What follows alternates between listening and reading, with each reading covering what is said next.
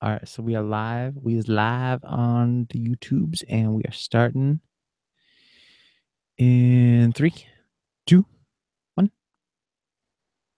Diary of a Trans Woman is brought to you by every single person over at patreon.com.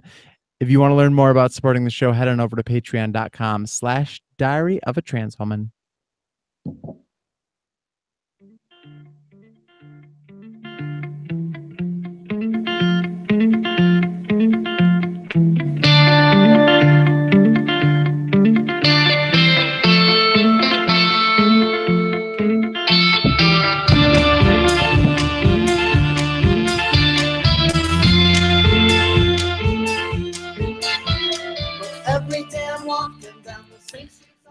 Oh, hello, everybody. Welcome back. It's episode 82 of Diary of a Trans Woman. We're so glad you're here. Joined with me tonight is my BFF and CHI, EJ. How you doing? Hey, Abby, I'm all right. Good. I'm doing okay too. Doing okay. I'm I'm doing something you shouldn't do. Oh, what are you doing? I'm a little sloshy. Ugh, are you that sad about the cats dogs poll? Oh shoot, we didn't check the cats dogs poll before the show. Oh Oh, crap. All right, so before the end of the show, we're gonna have to do that. No, it's Friday today. We are recording on Friday. It is September 29th. It is a lovely night, lovely fall night. It's starting to feel like fall actually. But yeah. I had a pretty well, it was a rough month and a rough week. The week wasn't that bad. The week just was meh. But today was kind of a rough day. And so I decided to go out to the bars in downtown Detroit with my coworkers after work. And then I came home and I bought a bottle of wine. And I'm about 3/4 through that bottle of wine. And this is going to be a fun show. Do not try this at home, kids. What about you, EJ? What have you been up to? well, um, I was at work and then my I'm not much of the drinking type. I got this wackadoodle eating disorder of mine, so instead I ordered Pizza Hut and ate some cheese sticks, like cheesy breadsticks, and some like stuffed crust pizza with pepperoni. Got some cinnamon sticks. They got the pizza with the garlic butter crust now. So I ate a bunch of that because I'm basic, and caught up on some television. Put some clothes back on, and here I am. I did a thing when I went and got my wine. Oh, you did a thing? I did a thing. I forgot to get food. So, I mean, it's more like you didn't do a thing then, right? I didn't do a thing. I forgot to get food though, so I'm real hungry right now. And that little spiel made me even hungrier. So Oh, thank you for that.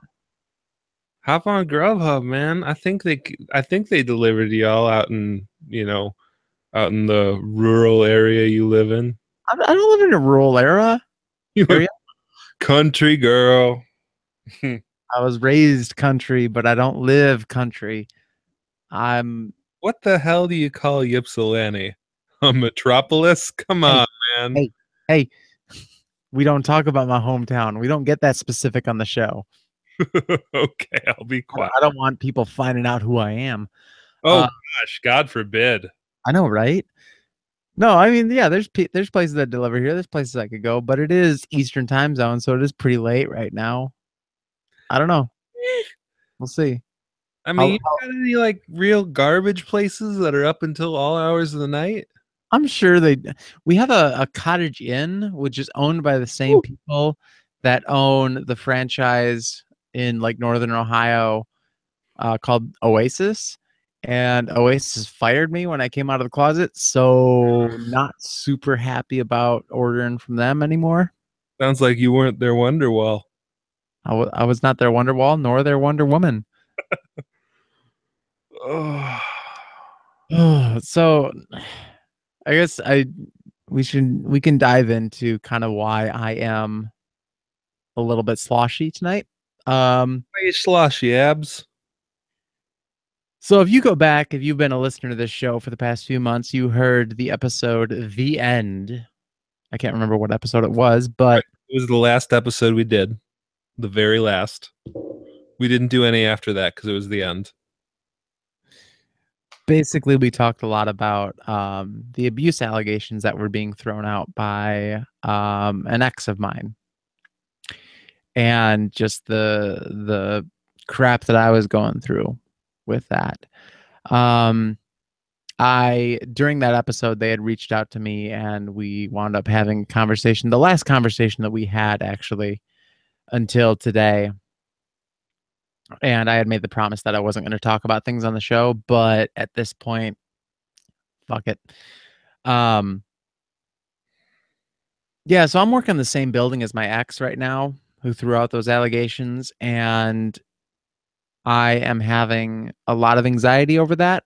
There is during the first week in that building, I skipped lunches so I wouldn't have to leave my desk and wander around the building and face the chance of bumping into her. Um, I took the stairs all the time, which is healthy, but also like when you're up at a really high floor, that's kind of a wasted it's inconvenient, but I didn't want to run into her on an elevator.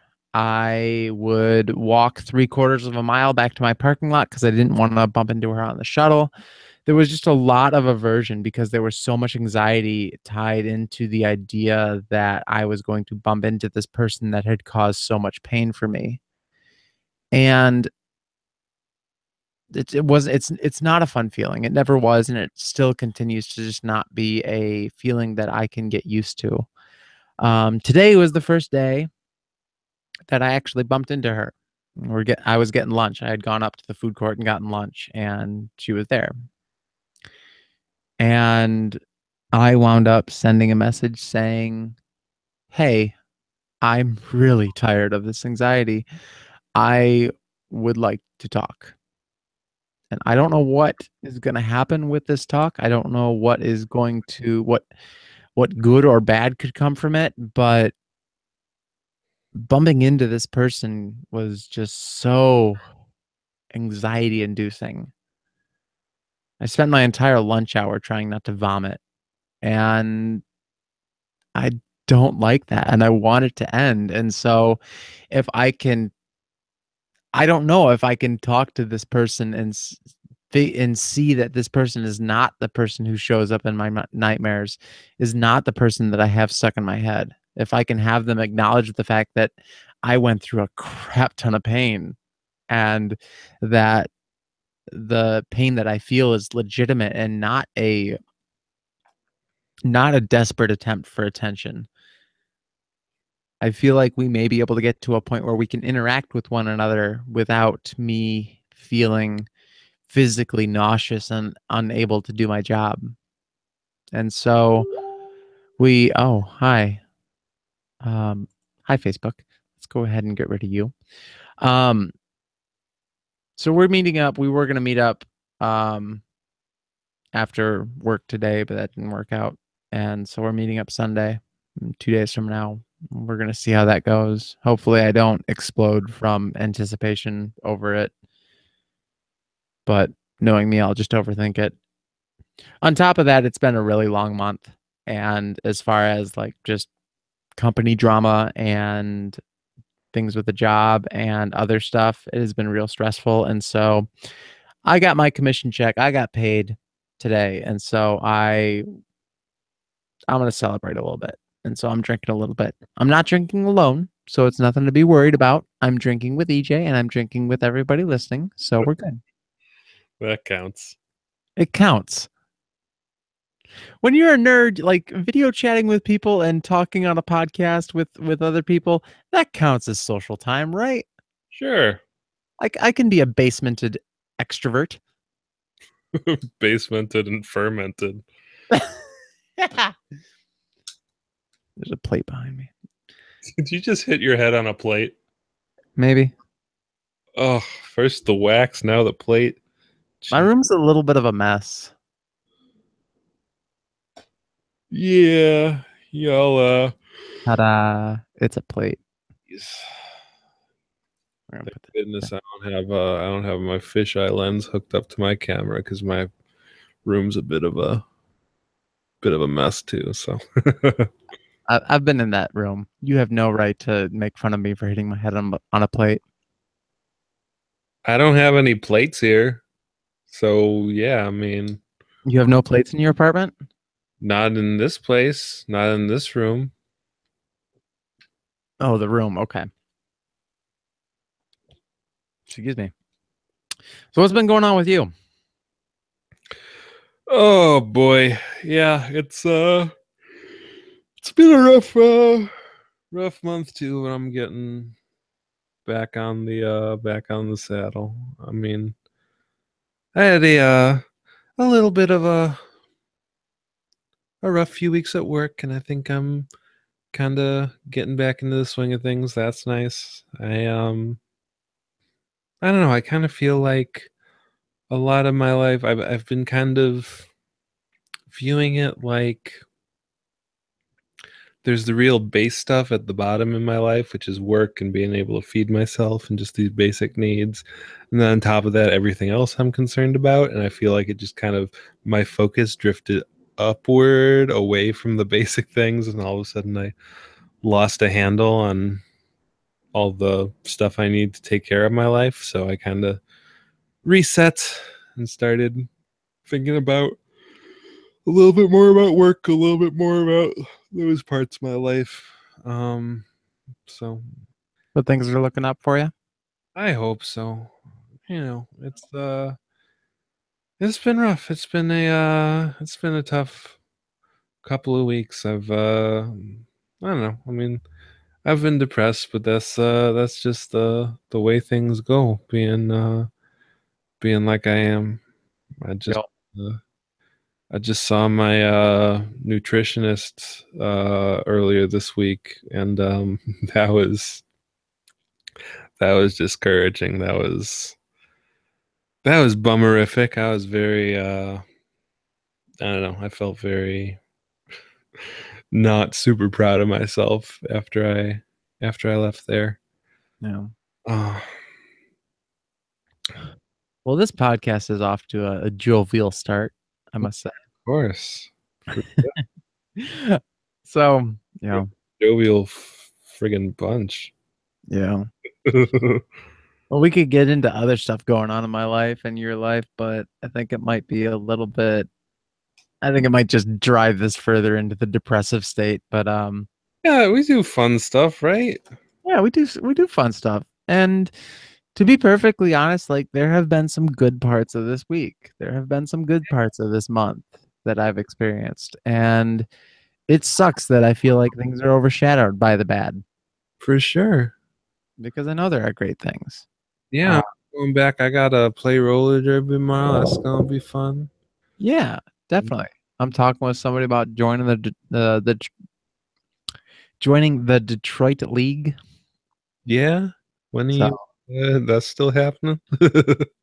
yeah, you know what? Once I get the money for skates, skates are expensive. Anybody out there who doesn't realize that like roller skates are expensive, they are.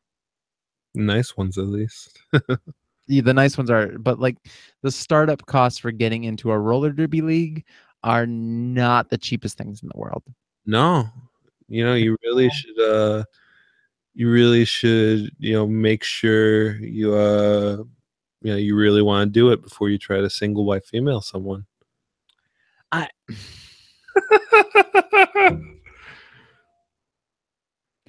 I need an outlet. I need a hobby. I need something that I can do other than just coming home and playing Civ. Abby's been trying to single white female me, everybody. Just FYI. I have not. She's been taking on every aspect of my personality. She's been trying to look like me and behave more like me, and eventually she'll be able to eliminate me and take my place. Trying to look like you. How have I been trying to look like you? Please. Please, no, continue. I've seen your aesthetic evolve. How has my aesthetic evolved? You look a little bit more like me, baby. Look at your hair. I have had purple hair Yeah. ever since I came out. Yeah. Ever I started going full time, I have had purple hair. Right. That's what I'm saying. That is not 2 years of having purple hair is not single white femaling you. I haven't known you for 2 years. Been single wife female me for 2 years. I haven't known you for 2 years. How is that possible? Haven't you? So now I, Abby's trying to, kind of discredit our relationship. So no. we're off to a fantastic start. I mean, that does bring up something that like I've been thinking about, especially today. Just kind of my attention was really brought to it. My aesthetic has really changed, and What? I've, huh? Butch. Yeah, I'm a little bit futch, I guess. I hate that term futch. I don't know why. Oh, I really love it. I'm gonna keep on using it. The mix between I feminine, do. feminine and butch, futch. I feel like it's on par with words like moist and doily. Yeah, those are good words too. You're a moist futch. Thank That you. that was the Thank sound you of so Abby much. hitting your head on the microphone. Because apparently I it just bounces back and forth between plates and microphones. I do. I bounce back and forth. Plates behind me, microphones in front of me. No, but I've noticed that, and that's something that I don't know if I'd say it like completely bugs me, but it's definitely something that's been on my mind. I have a friend who like always wears short shorts, and she's an amazing trans woman. She's been out for a year now almost, and a really good friend of mine. And she wears short shorts all the time. And I'm really jealous of her because the fact that she's able to show that much leg meat is something that I've never been comfortable with. EJ, you continually wear dresses. You are a very femme trans woman. Yeah. You can be. You that is where the majority of your style lays, is in that very feminine place of wearing dresses and freaking cat ears and bright makeup and that kind of stuff. Yeah. I'm sitting over here. Most of the time, I go out the door wearing jeans, Van sneakers, a snapback that is black and has white letters across the front of it that say Queen, and a leather jacket. And so, and that's what I feel safe in. And I've realized that I don't wear that necessarily because it feels good on my body. I wear that because it feels safe on me. If I can project this air of being badass, that's going to go a long ways towards ensuring my safety, and that makes me feel better. Oh, honey. What? Oh, honey. Badass. Well, Oh, go on. so soft and squishy though. I am soft and squishy on the inside, but Tender. on the outside, like putting out this hard and tough exterior, this shell that I've built up, and it feels safe. Oh yeah, with your leather jacket and your tight jeans. You're a regular trans Fonzie.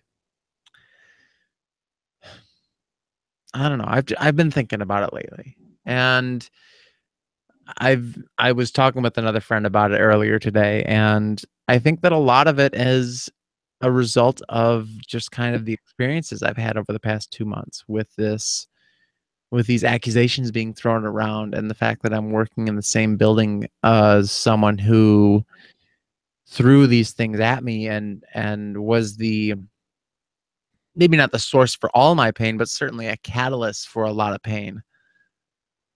I I mean, mean, hasn't your aesthetic been like that for a little while though? Like beyond those 2 months? it's reached an all-time high, and it's very much solidified in that range. And I mean, because I went and I've got 3 or 4 new dresses, professional, business casual dresses that are perfect for work. Mm, Perfect for work. mm. Every day this week, I have laid one out for me to wear into work. I have one hanging up. If I could reach the camera right now, which I can't, I have one hanging right there from my rafters for me to see and to wear to work on Friday. But it is Friday and it's after work, because every single day that I wake up and I look at that, I chicken out. I Mm, can't do it. And it's frustrating. I have a hard time expressing things that are outwardly feminine lately. And it's frustrating to me because I feel safe in my shell. I feel safe in my rough exterior that I present to the rest of the world. mhm.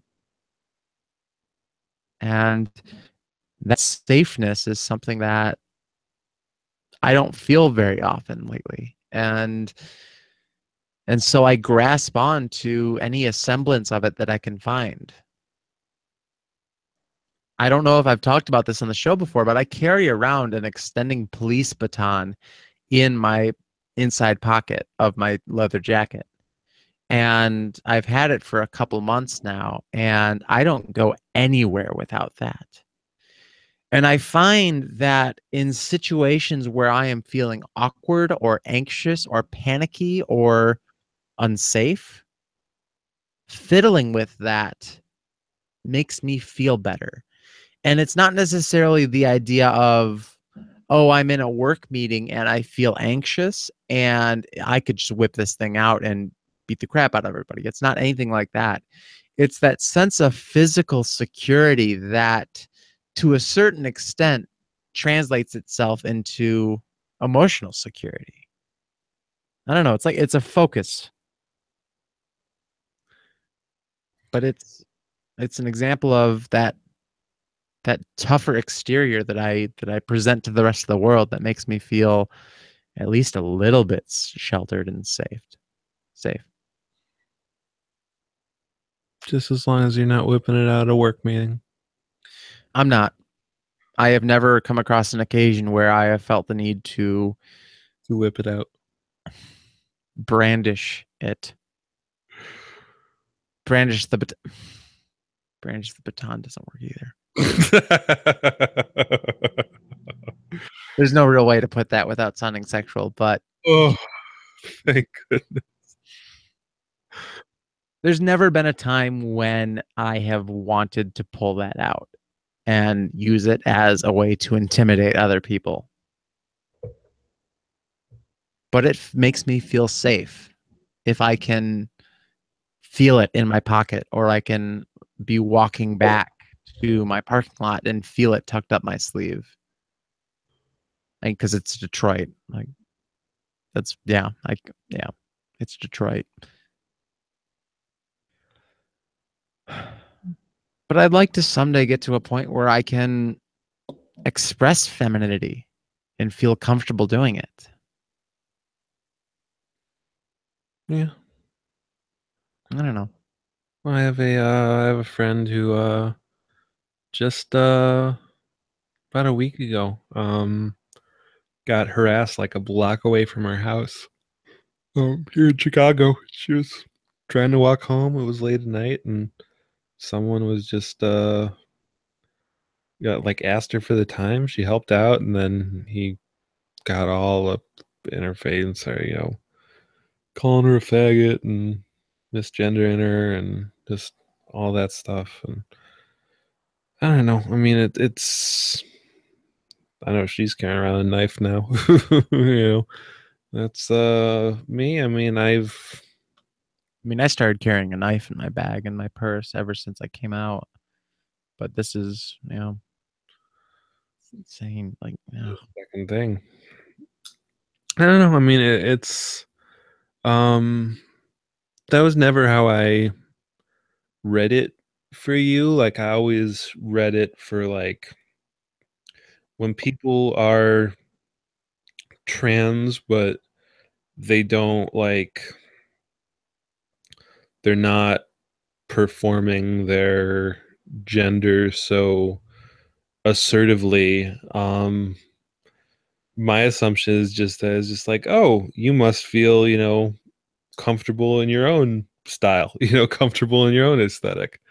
I mean, that's how I've seen, I mean, I know people who have who said, they're trans women, but they lean butch and they're more likely to wear, basketball shirts and tank tops and that kind of thing, and they're comfortable in it. And I'm like, oh, that's impressive that you're that comfortable. I mean, good for you.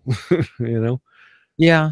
And yeah, I don't embody the typical feminine, the typical image of what a feminine woman looks like. But I mean, I've always played it safe.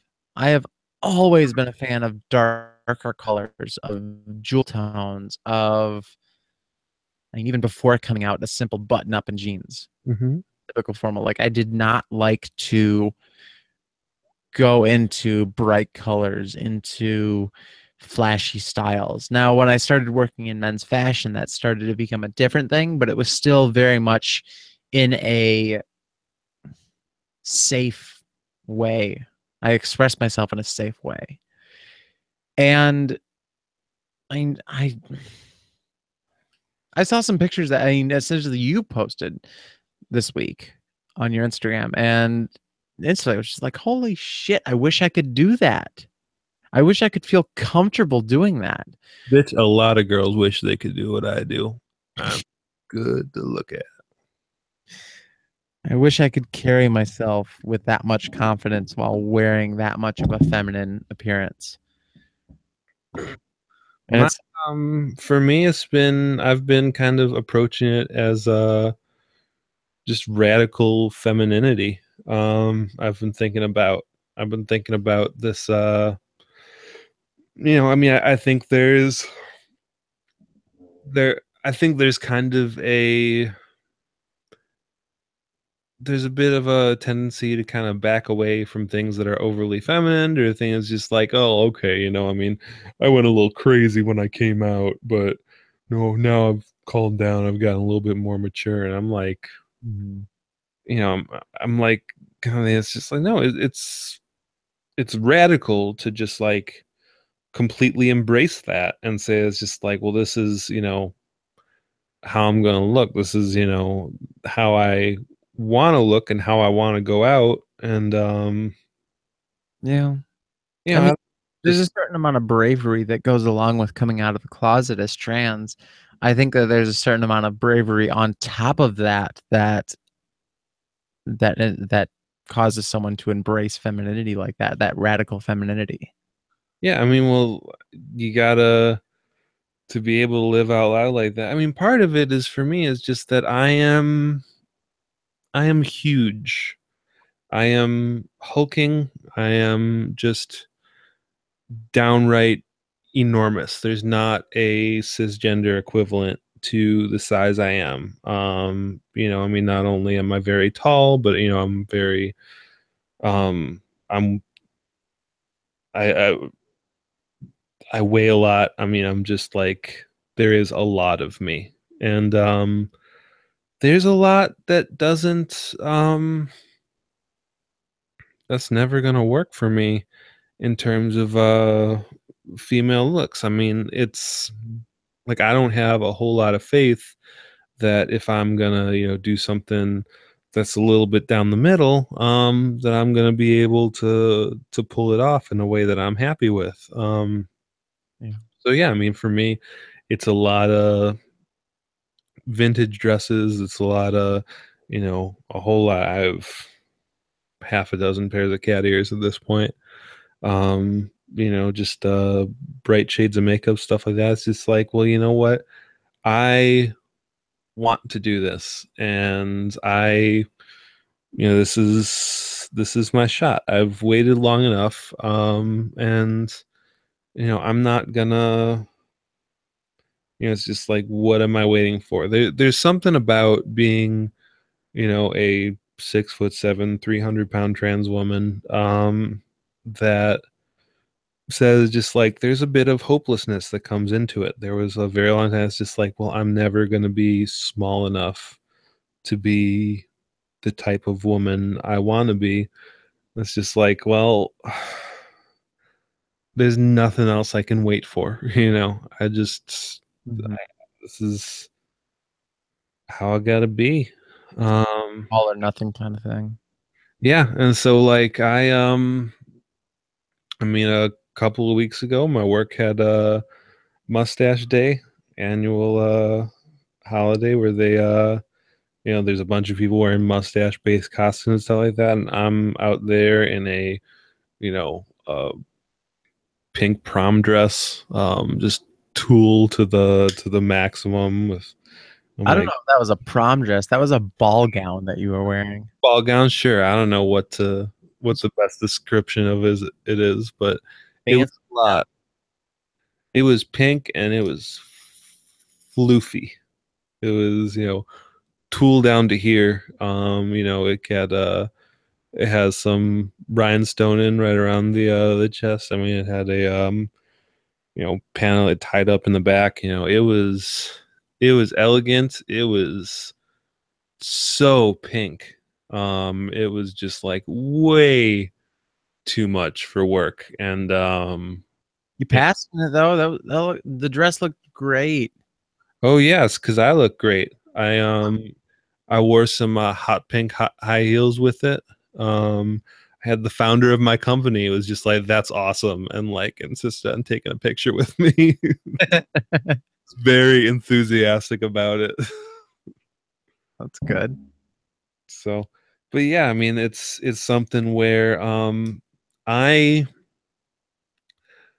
simply because of the size of me, I'm gonna scare people all the time just by being me. And it's I'm going to lean the hell into femininity because who cares? Who cares? Who cares? And because I look damn good, I want to look damn good. It's affirming. It makes me feel nice. Good. Do you ever feel like you wish that you could adopt a more or a less feminine appearance? Oh, I could adopt less feminine appearance, no problem. But Is there any part of you that wishes that you could do that? no, I mean it makes me feel better to embrace it. Yeah. It makes me feel, I found that pretty universally, it's just like, well, this is something that have always wanted to do and was reluctant to. And it's just like, well, let's embrace my femininity a little bit more. It's just like, wow, this is great. And keep on going in that direction. I don't know. I mean, I just reject the idea that, if I do it with confidence, that comes with a implicit denunciation of the idea that these things that are more feminine are necessarily more weak. Um, and just that implicit denunciation that just comes with me wearing what I wear. That's strong and affirming. It feels nice. Yeah. Go for it. It just feels good. Even if it's just, I mean, and for me, it's like, yeah, there's steps out. There are like times where I was just like, oh, I'll try it here, I'll try it in this safe space, that safe space, wherever. I mean, I didn't start wearing cat ears to work until mustache day, and then I wore some of my finery just all day at work today, and no one seemed to notice. So didn't seem to matter. And I was just like, well, you know what? Y'all pay me too much money to get cranky about me wearing cat ears. So I'm here. It's just like at some level, it's like, yeah, well, why not just live my life? Who's going to complain? Good. I hope that someday I can get to that point. You got this. Yeah. I feel like I buy into what society says is feminine and masculine and what is safe and what is asking to be targeted. I think I buy into that a little bit too much. Well, maybe, but maybe things will change when you got roller derby thighs. I have looked up roller derby workouts, and I have looked at possibly scraping out some time in my work schedule to go to the gym. Oh yeah, possibly scraping out some time. Oh shush. Oh shush. I'm working on it. I just bought 2 plane tickets. I'm going to both sides of the country within 2 weeks, and I'm focusing on that. After that, I'll be able to dedicate some funds to getting some roller derby stuff and making sure I'm able to commit to that completely. I believe you. So yeah, I believe you. speaking of which, and I know we kind of need to move on to the news here pretty quick. Um, if you are going to be in the New York City, Brooklyn area in the next 2 weeks, I'm going to be flying out to Brooklyn, or I'm going to be in O'Hare from the 13th to the 16th or the 17th, something like that. I'm going to be in Brooklyn on those dates. If you are out there and you want to get together, shoot me a message. I would love to meet up. And then EJ, we are both going to be in Los Angeles, right? Maybe. Yeah. Maybe. You bought your tickets, right? Mm-hmm. Okay, good. Yeah, we're flying out on the 1st of November, and well, we're not gonna be not the 1st of November. We're gonna be out there the weekend of the first weekend in November. So if you're in the area, give us a call. We would love to or shoot us an email. We'd love to get together. I'd love to get together. EJ, I don't know. I haven't actually asked you. You be okay with it? Yeah, sure.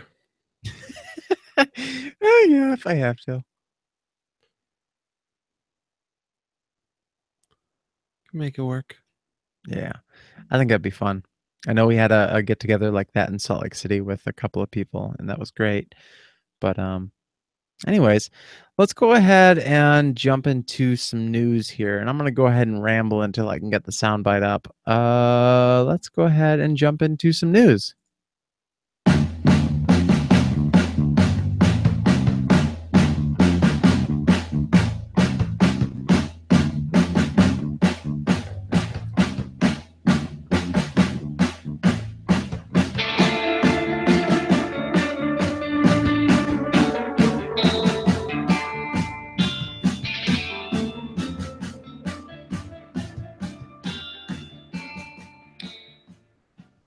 All right, EJ, you want to get the depressing stuff out of the way or the happy stuff out of the way?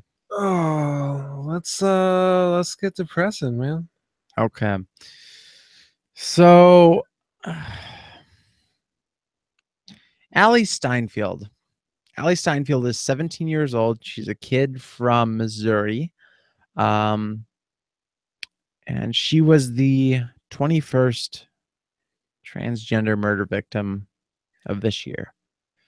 Um, Last year, we had 22 murder victims, 22 transgender women who were murdered in 2016. We've got 3 months to go in the year, and we are at 21 right now. And that's just a depressing statement overall, especially because we've been setting new records every year since 2010 on that front. But Allie's story is particularly depressing. Allie, there have been 3 people charged in the murder of this person. Um, Nobody's really sure what pronouns or what gender they went by. I'm going to go ahead and assume that they prefer to use she, her, hers and go by Allie. And they were killed by 3 people, 18-year-olds, who took a knife and gouged out her eyes, mutilated her genitals with the knife, and proceeded to incinerate the body, burning it in their backyard before hiding the bones in a trash bag in a chicken coop.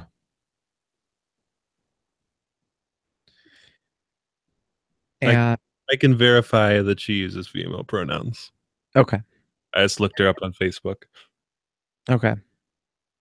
I know that there are a lot of articles out there that have been talking about that more so than normal, and so I wasn't 100% sure, but I figured it was a safe bet. Yep. I mean, this is not new. Oh. 20 over 20 murder victims who are transgender women every year. We hear about this all the time, but this one is especially heinous. And the police who law enforcement agencies who have charged 3 individuals with first degree murder and a fourth person for tampering with evidence have not put forth any charges stating that this was a hate crime. Um, what they did was murder, definitely. And I hope they get the death penalty for this. Mm-hmm. But nothing that they did was considered a hate crime the by the authorities. And that's especially disturbing. And I think that the fact that this kind of act happens around us is a indication as to what the climate is around transgender people. I feel like the fact that authority figures are unwilling to admit that this was a hate crime speaks even more to the type of environment that we live in. So this is what's peculiar. I'm reading this article on Salon about it, which is title of the article is why is the brutal murder of this trans teen not a hate crime? Um it says it is like the prosecutors like are calling it first degree murder. They're saying it was premeditated. Um Which is good. and the so the prosecutor said that gender identity was not a motivation in the murder. He said, I would say murder in the first degree is all that matters. That is a hate crime in itself. Uh, Um, but Does he not know what a hate crime is? it says that people who were charged with it, like there were several people bragging about the murder, who were none of them charged with a hate crime, still all charged with first degree murder. Missouri says the Washington Post reports that even though Missouri has protections for trans identity on the books, there have been little to no hate crime convictions. Um, and then yeah, that If if this is not a hate crime, what is a hate crime in Missouri? um, I don't know, maybe if they had put a sticker on her corpse that said I murdered you because you were trans, maybe that would be enough. Ugh. These stigmas aren't just active outside the justice system.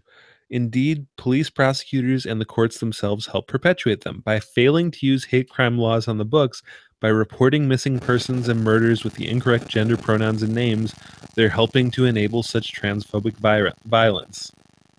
Uh, yes, women of color are at the most risk, according to the Human Rights Commission, because existing racial issues within the criminal justice system compound the problem. But the crypto transphobia of the justice system is broader still. We should take the visibility of Allie's murder and the system's willful disregard of its meaning as both an unfortunate opportunity to expand the exposure of these crimes and to look for solutions both inside and beyond our courts and jails. Ugh.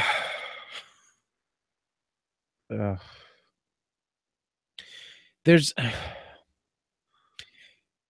if you murder somebody, then yeah, you deserve to be charged with first. If you murder somebody in this way, you deserve to be charged with first degree murder. Right.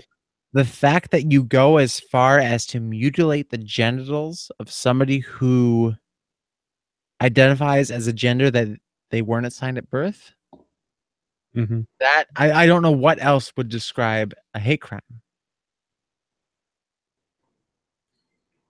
I don't know. I mean, are they just looking for I don't know. Are they looking for something that's just a hate crime and nothing else? Like, oh, we can't charge this person with anything else, and so it must be like it would probably be a hate crime. Is that what they're looking for? Because that doesn't make sense. It seems like there's a certain attitude, I guess, among people. There are some people who are a little more right wing who say it's just like, well, minorities don't need these extra protections for hate crimes. Murder is murder. you know Yeah.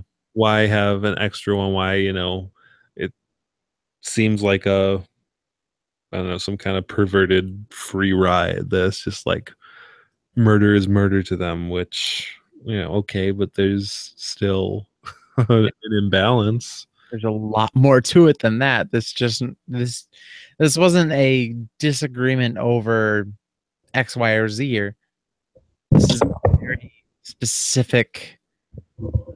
There was a very specific motivation behind this, as indicated by the mutilation, as indicated by the method to which it was carried out. Yeah,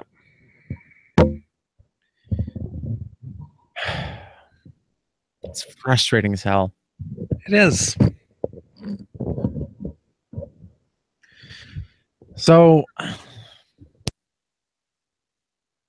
don't even know.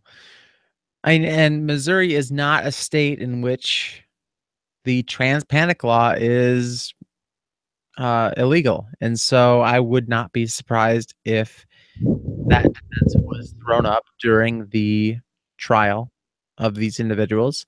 And I'm not going to be surprised if these three people do not receive life in prison.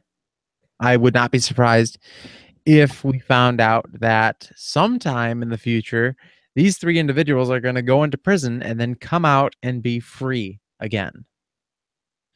And that's really disturbing. Now, time will tell specifically what is going to happen, but I mean, we've talked about cases on the show where people have received sentences that are severely reduced based on their use of the trans panic defense. Yeah. And so, what happens when these three individuals get 20 years in prison each for their crimes based on the fact that they used the trans panic defense, saying, oh, we found out she was trans and we were so disturbed that we lost ourselves and decided to gouge her eyes and genitals out with a knife. And the fact that that kind of defense can exist and work to the benefit of these criminals to that extent, that's an incredibly disturbing prospect.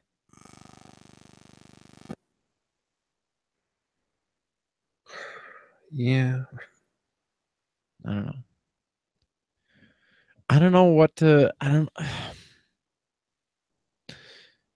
It's another example of the government failing trans people again.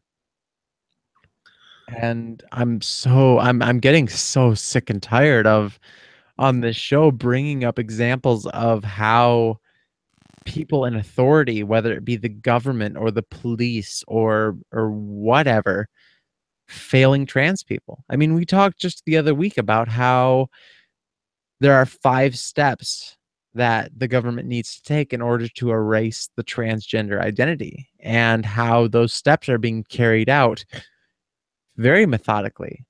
And Mm-hmm. it's just it's disheartening to see this unfolding. Well,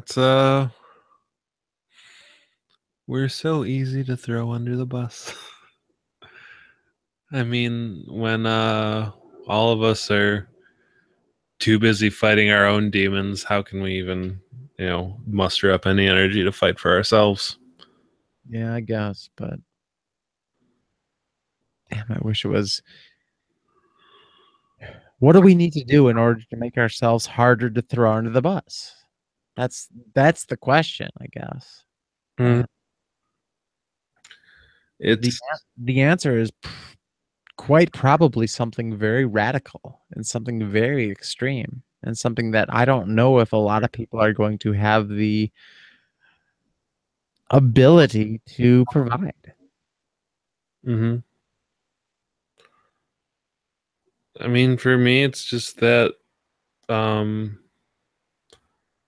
allies need to keep on stepping up and keep on needing to do better. And I don't know. That's I have found in the last few years personally, um, every time that I wonder whether or not I am being too vocal about trans issues, every time I wonder whether I'm being too much, everybody's like, no, people are dying. And Yeah. I keep on yapping, I keep on going, I keep on, raising my voice, and I keep on raising the voices of others. And I don't stop, and I don't shut up, and I don't, quite hear for, and it's worked. People have been able to, like, people have told me it's just like there's so much that I didn't know before, I started listening to you. It's like I'm so much, better educated now. I'm a lot more willing to stand up, I get that feedback. And I mean, it's just, as long as we're alive, we got to keep on fighting to make sure that that we're doing everything we can to keep everyone else alive. Yeah.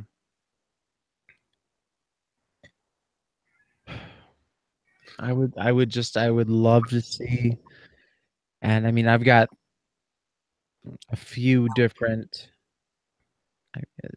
central goals with my activism, but I think one of those is quickly becoming seeing a year go by where we do not set a new record for transgender women being murdered.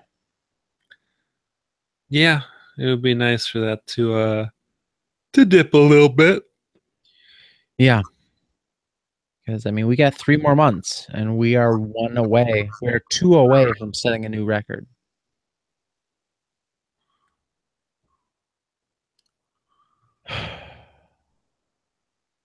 I want to take a baseball bat and go and run at some people who are fueling this.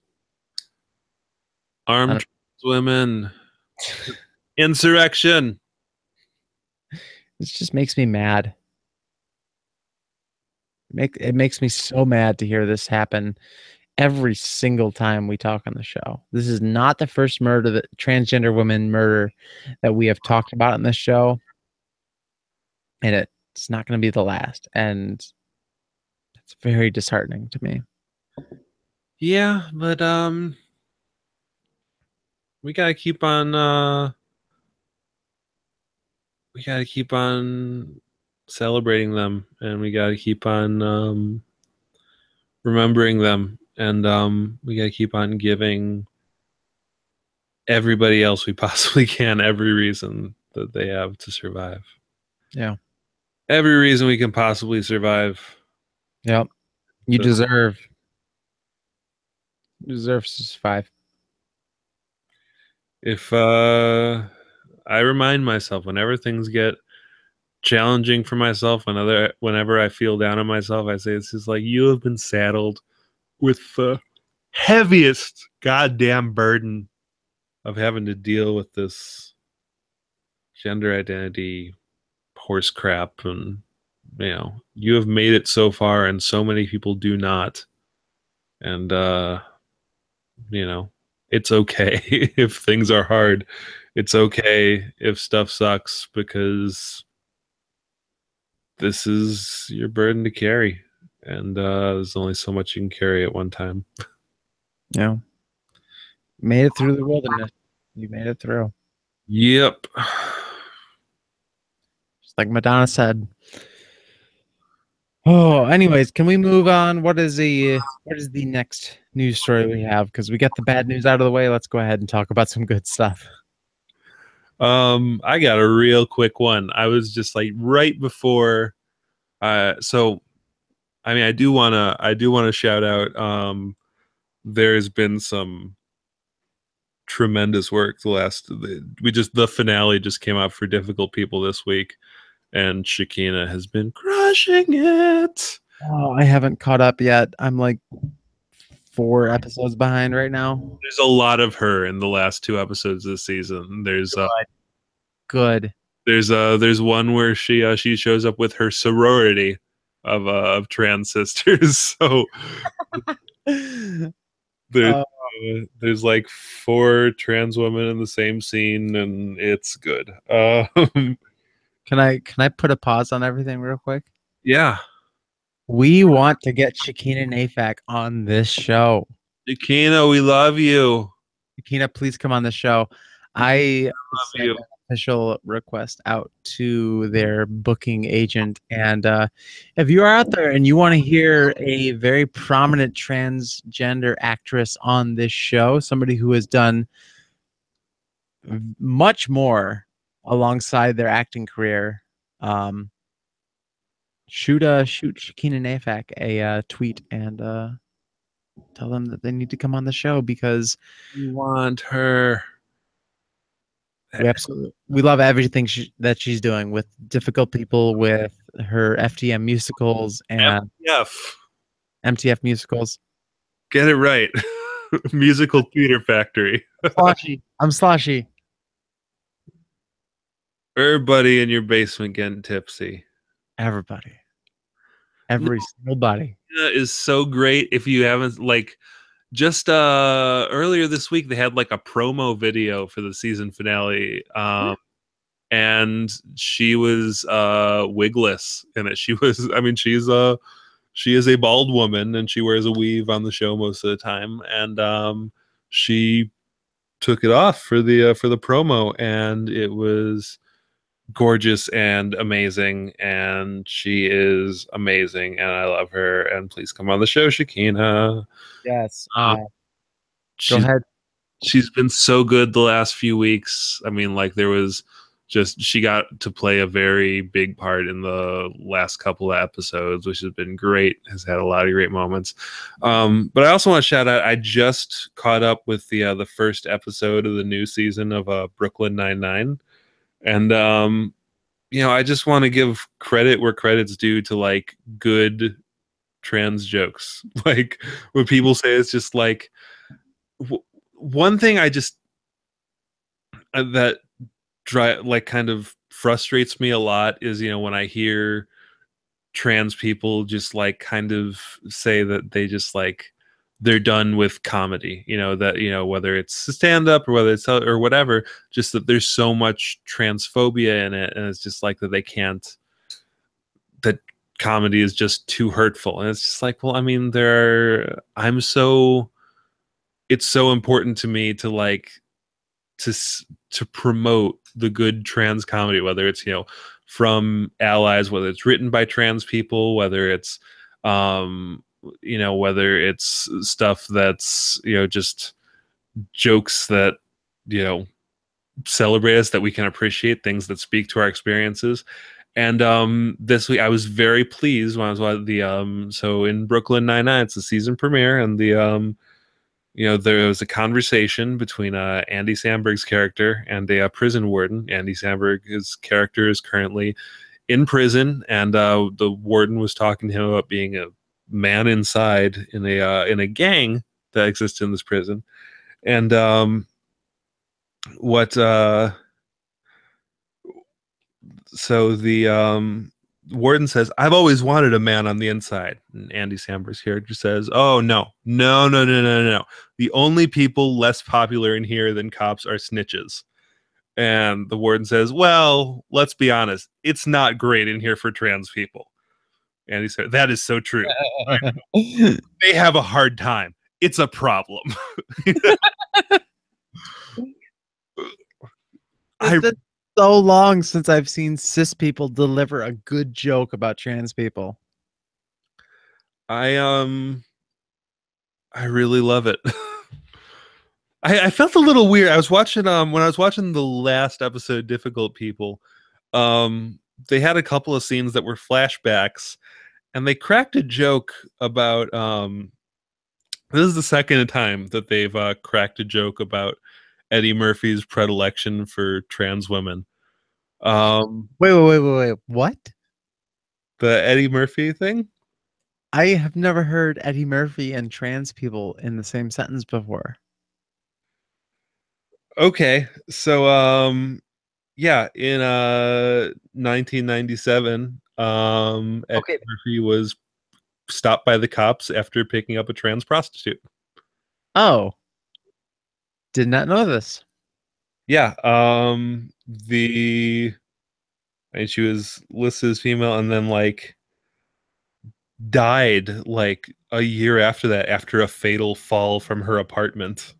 I Oh, guess like about a year after she was busted for an outstanding warrant for prostitution while she was with Eddie Murphy. huh. Eddie Murphy said that he was just being a good Samaritan and offering her a ride in his Toyota Cruiser. And the police says, no, we were just informing him that his passenger was a prostitute. It's like, no, he didn't do anything illegal. It's like, oh, I was just trying to do someone a favor. It's like, okay, Eddie, sure, Okay. great. So Okay. uh, they've made fun of him a couple of times. There's one that it was real early on. The with what do you call it? With when Shakina was in it, it was just like said something about how she still holds a grudge against Eddie Murphy, and it's just like it's because he bought a TV from me that he never paid for. And then like so in the like I felt a little strange about this week because they had like flashbacks, and there was something like that supposedly happened like 15 years ago, and had I think one of the two main characters who are both cis um like make a joke about Eddie Murphy's predilection, and it was like a fine joke. I mean, it was just like making fun of Eddie Murphy, not making fun of trans people, making Mhm. fun of Eddie Murphy for being terrible. Um, Which but he has been. right, um, but like they they use the language trans prostitute. And given that it was a flashback, I was just like, no one would have known to call them a trans prostitute in 2002. No one would have. It would have been transvestite hooker. It would have been shemale. It would have been transsexual. It would have been whatever. No one would just say, trans prostitute. You know, no one would have. And I was just like, it's great that y'all are, doing the right thing now, but it feels so awkward to like pretend that any like snarky cis people were that, socially conscious 15 years ago I because know. no one was. And what does that say about us or what does that say about culture as a whole, where you can look back just 15 years in the past, and what properly addressing a trans woman is unbelievable. I mean, you don't have to look back 15 years. Okay, 10 years, 5 years, five. Five. Yeah. I mean, have you ever seen the SNL sketch Estromax? Oh my god. I think you showed it to me once. It's the it is the worst. I don't know. There is so much just like overflowing from the culture, and that one's just the word where like the joke is just that it's just an ad for hormones that are supposedly easier to take, which is just like hormones aren't that hard to take, yo. Uh, Yeah.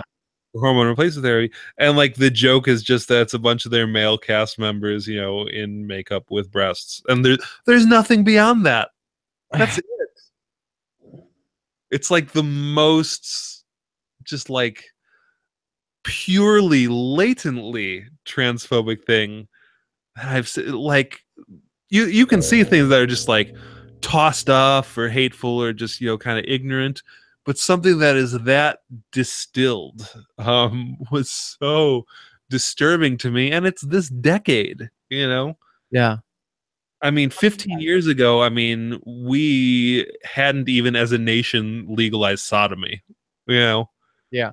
it was not even legal to have butt sex across America. I mean, just 5 years ago. 5 years ago is when I found out that trans was a thing. And that was from a terribly written article in Rolling Stone. And just looking back even 5 years, I guess it's a testament to how far we've come as a culture, but holy cow. I don't know. We were talking about that goofy Martine Rothblatt profile a few weeks ago. Oh, that was just like from 2 years ago. That was so like, oh, when was it? It came out. No, it came out in 2014. So 3 years ago, they came out and they talk about how she was born male, and they say, in person, Martine is magnificent, like a tall, lanky teenage boy with breasts. Oh, yeah. Yeah, Oh, that one oh, that, 3 years ago. I mean, you can oh, that play makes this me game cringe. forever. You know, I mean, you don't. That's the thing. Like people don't pay attention to it. So much will go. This is why I mean, this is another reason why I'm so like vocal about this stuff, is because sometimes I feel like if I don't yell about it, no one else will. I mean, that's I think I've talked in the past. I don't know if I've talked about it on the show, but I like made a meme about a year ago after there was a transphobic joke on SNL calling it out, and that meme made it onto like the Washington Post and Breitbart and NPR and like all these different places, just like calling it out. It was just like I was just like proud of myself for like having caused indirectly an international news story, because it was like 12 hours after the episode airs. It's like, hey, no one's talking about this. I'm gonna make a graphic about how pissed off I am, and my Facebook friends ended up sharing it and got into a fight with Colin Jost on Twitter. So I was really amped about that. And then on the other hand, I was just like, wow, if I hadn't said anything, would anything have happened? Would anyone have noticed? And No. so, I mean, that had been like 12 hours in a world where the internet, operates so quickly. I mean, I don't know. And I mean, it was an important thing to talk about. It was a joke that alluded to the fact, or alluded to the idea that the reason that Hillary Clinton did not win the election was because they spent so much time talking to trans people. Yeah, which is not only false, but it's insulting. Yeah. Like the idea that there's this. Hillary Clinton never spoke to my interests. I mean, Like, even beyond that slave owner, um, you know, being just the idea that because we are the civil rights topic du jour, that we are receiving too much. The people is just like, I'm sick of all these transgender. I think there's like kind of this perception among the cisgender mainstream that we're getting all sorts of special treatment, and they don't really realize how bad it's gotten. Like the idea is that things have gone too far in catering to us when they haven't gone very far at all. no, they haven't. We're still being erased by authority figures throughout the entire country. And I mean, just our murder rate and our murder rate is at an all-time high, and our attempted suicide rate is still above 40%. It's a So, lot. sorry, what were you saying? It's a lot of them, man. Yeah, A lot of them. I want I want somebody to pay attention. Like, That's why we gotta keep yelling, man. I know you hear all these jokes about like when you find the perfect boyfriend. Oh, what do you want? Attention. Like you hear all these memes and jokes going around about girls wanting attention and people wanting attention and people being attention starved or attention whores, that kind of thing.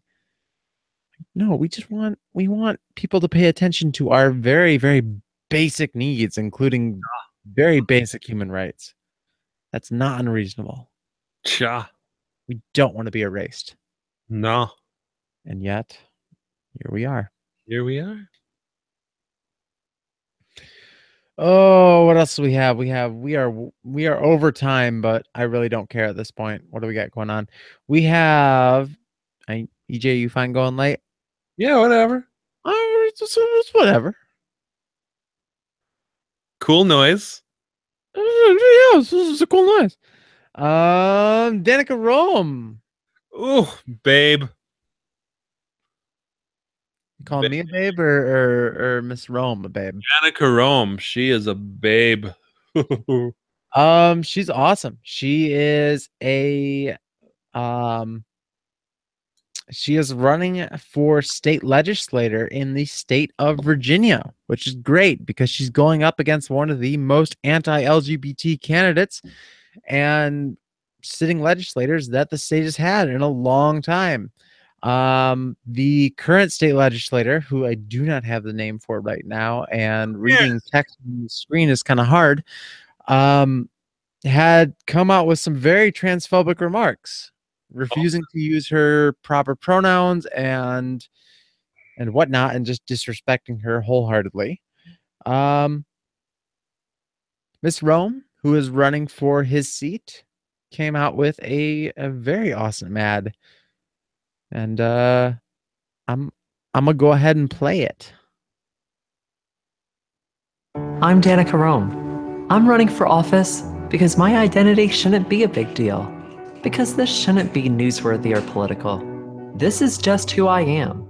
There are millions of transgender people in this country, and we all deserve representation in government.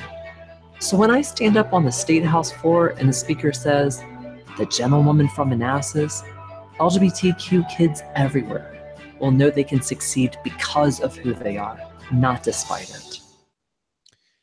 And that's it. I think that is an amazing response to somebody being transphobic and just frankly insulting to somebody. I love her. I know. Also, I've been through Manassas before. I think Manassas or Damascus. Damascus is in Syria. Well, it wasn't that. I think there's a Damascus in either Virginia or West Virginia or Tennessee. I don't know. I hiked the Appalachian Trail through parts of Virginia or West Virginia. I don't know. I've been in that area before. There is a Damascus, Virginia. You're correct. Okay, good. That has no bearing on the conversation whatsoever, but No. I'm gonna play the sloshy excuse card.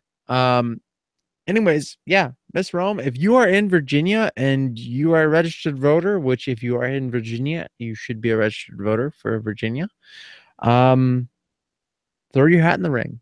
Get this person into office. I think that would be amazing. Is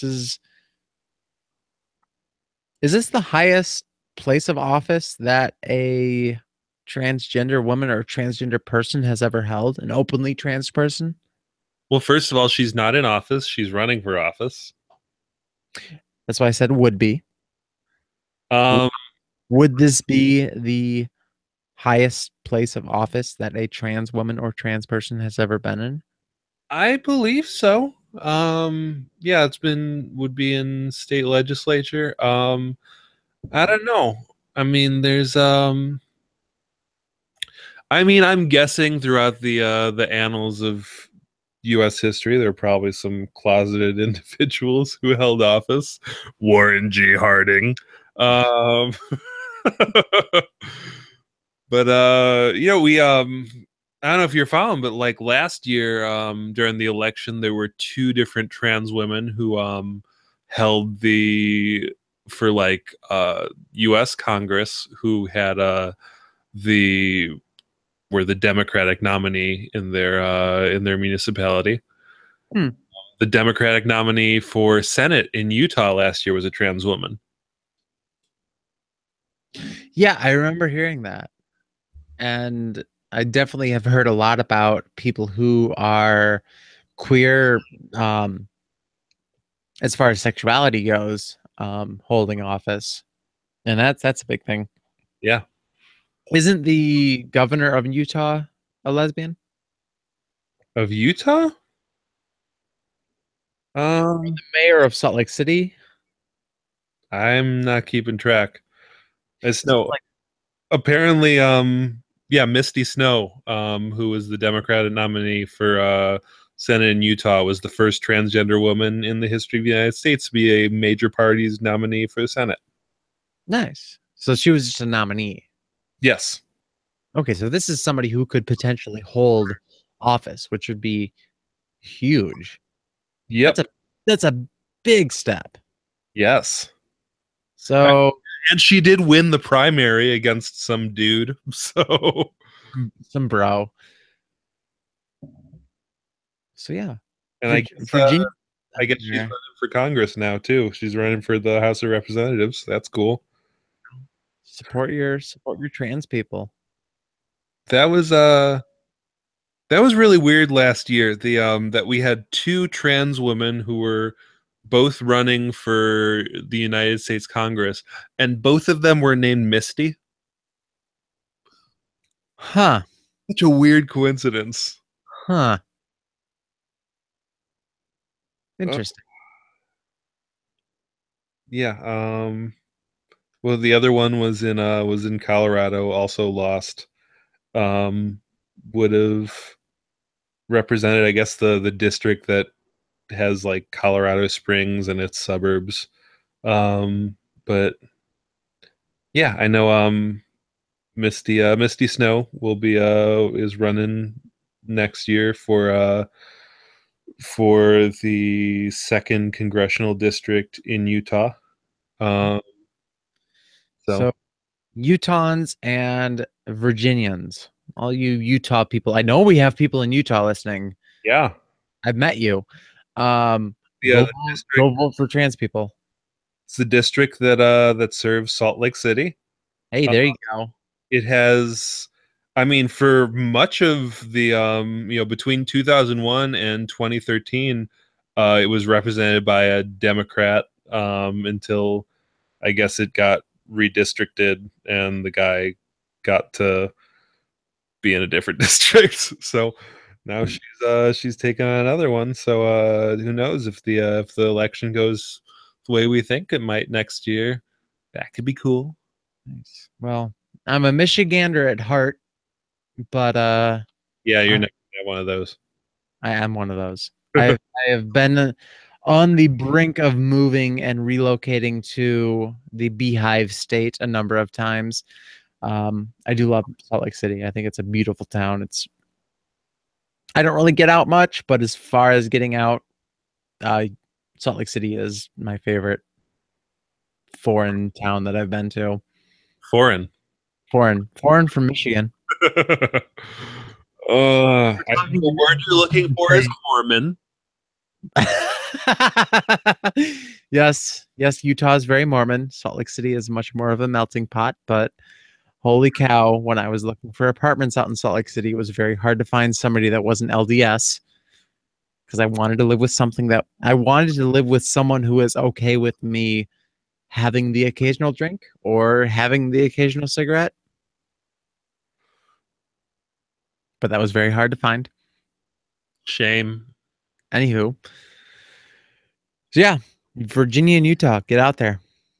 Go vote. Make your voices heard. Go do it. Yep. We got anything else to talk about? I don't know. The poll. The pole. That's North or south?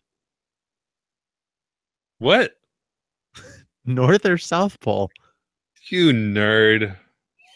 I don't know what poll you're talking about. Cats and dogs, baby. What? Cats and dogs, baby. I have the poll up. Yeah, how'd that go? We actually had a lot of people jump in to the vote, which I like. I'm encouraged by. Yeah, Yeah, that was great. how'd it go? Can you remind me what the rules were on that? Oh yeah. So you were saying that you believed it would be somewhere like at most a 60-40 split between cats and dogs. And I was just like, no, it's gonna be a lot of cats. Are you sure I didn't say something like a 1/3 to 2/3 vote? No, you said 60-40. Really? Because I could have sworn I said like One at, third to two thirds. at Gee, least 1/3 dogs, at least. I would have protested that. I wouldn't have given you that big a range. Okay. I am looking at the polls, and with 65.22% cats, Huh, how about that?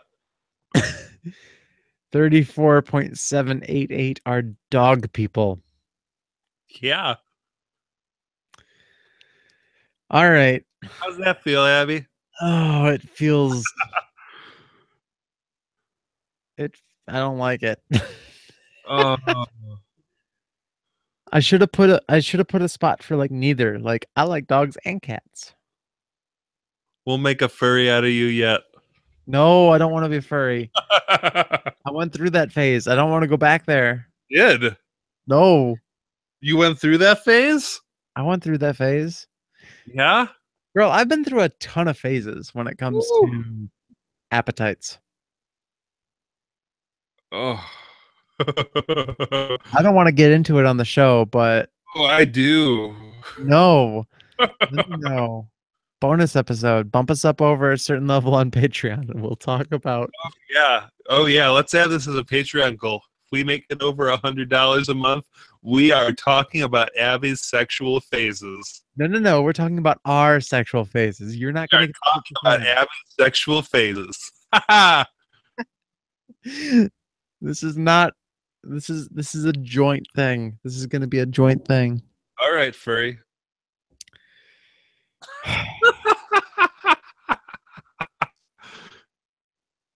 Meow. I'm not. I'm not going to be insulted by this. I don't find that insulting because if you are Oh, out there and you're listening and you are a furry, good on you. yeah. Seriously, like stand up for what not what you believe in. Like what you like. I'm furry as fuck, bro. See all these cat ears headbands I'm wearing, man? Yeah. I'm not as furry as you. I shave more. Yeah. Ooh. See, I can throw some shade. I can throw some shade. Over how much you think I shave? Shade over shaving. That's a weird insult. Yeah, but it kind of fits with the motif of the show, don't you think? Does it? Does it? I don't know. If you want to weigh in on this conversation, go Are ahead. we starting another poll as to whether or not your insult sucks? No polls. No polls. Oh, I yeah. have- You don't want to lose another one of those. hang on, 2 seconds. Everybody in the basement getting tipsy. I finished an entire bottle of wine. Oh, I've never done that before. I've always rationed myself. Oops. So yeah, if you want to weigh in on the conversation, if you got a poll for us to throw up, if you got a bet that you want us to take, shoot us an email at diaryofatranswoman@gmail.com. If you want to find me on Twitter, you can find me at AbbyGeek, ABBYGEEK. if you want to find me on Twitter, which, I mean, would be better, it's SheMX, SHEMX500. Blah, blah, blah, blah, blah. I'm tuned into our animal preferences, the animal preferences of our people. Yeah, you furry. Meow. I See, that's not even an insult, though. You no, already yeah, and I shouldn't use clarified it, but then you said it all like snidely, as if you don't believe yourself. So really, what we're saying is, Abby, you don't have any principles. I don't have any soberness right now, so give me a break. You're drunk. I'm Pickle Rick. You're drunk. I'm Pickle Rick. If you want to find us on Facebook, you can find us at Diary of a Trans Woman, just like the show title is. If you are listening on a podcatcher, any podcatcher that you find us on, give us a 5-star review. We would love to have that. That is going to go a long ways towards getting us into the hands of more people who could benefit from EJ's bad jokes and my ramblings. Yeah. Shoot, yeah, if you really want to help us out, patreon.com is where you're going to want to go. You can fund our silliness till the end of time if you want, for as little as $1 per episode. You like what we do? Go ahead and shoot us a buck. Every dollar helps. What am I forgetting, EJ? Oh, let's see. Facebook, Twitter, Patreon, Slack. I don't know, man. I don't know. Twitter, LinkedIn. We on We, LinkedIn yet? we have no LinkedIn. Oh, well, that's probably what we're missing then. If we put ourselves on LinkedIn, do you think that would help ourselves or hurt ourselves? Uh, I think it would hurt it, because if I make a LinkedIn profile, it's going to try and get it. It's going to be for the purpose of getting me into a tech job. And I imagine a potential employer tuning into this episode because it's listed on my LinkedIn profile and thinking, holy crap, she's a drunk and I'm not going to hire her. So no, we do not have a LinkedIn profile. oh, everybody drinks, man. You just a lush. Not everybody drinks. Name one person who doesn't drink. Salt Lake City and you? Oh yeah, sorry, I forgot. I'm kind of drunk. Crap, I have forgotten how we ended this episode. Um, everybody out there who's listening to my voice, I love you. Be sure to take care, And I love you more. but I love you more. Yeah.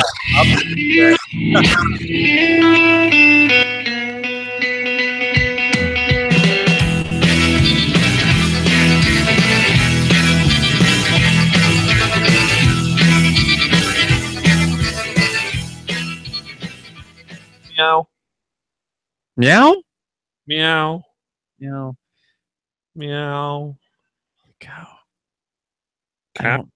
I don't think I want to drink this much into a show ever again. Meow. It was fun, but I'm pretty sure people are gonna make fun of me after this. Oh, people were making fun of you during this. All right, we One stopped.